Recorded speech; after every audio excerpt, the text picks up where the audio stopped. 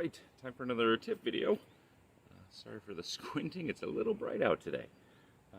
But one of the reasons we liked this floor plan in the Airstream was the second row seats. So working from the van was very important for us.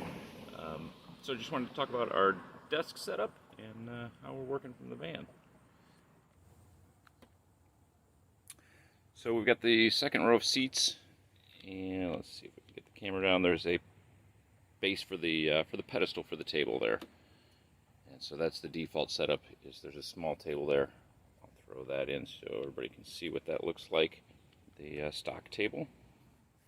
All right. So the first thing that I did was I had to cut the post down a bit. The original position was way too high for working at a desk. The one thing that I did almost make a mistake, you can see where I marked the line there, was I almost cut the top part off, and I was just going to re-drill those holes until I noticed that the top of it is tapered to fit into the base of the mount on the other side of the table. So I actually had to take the bottom part off. This plastic is just riveted on, so I drilled out the rivet, pulled that off, cut it back, and put it all back together. I think I dropped about 2.5 or 3 inches off of it, so it gave it a nice height. And then the underside of the table, I did purchase a new one of these mounts. I'll throw the link to that in the description below. And then we've got a leg you'll see shortly.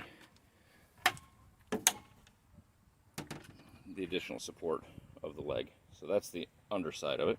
Didn't take much time to clean it up, but we'll throw that in there and then see what. And that's what it looks like when it's sitting in the position. So you can still very comfortably get in here. And this seat, it doesn't look like it in the video here, but there's still plenty of room to get up to the front. So you can get to the driver or passenger seat, kind of scooting by that table.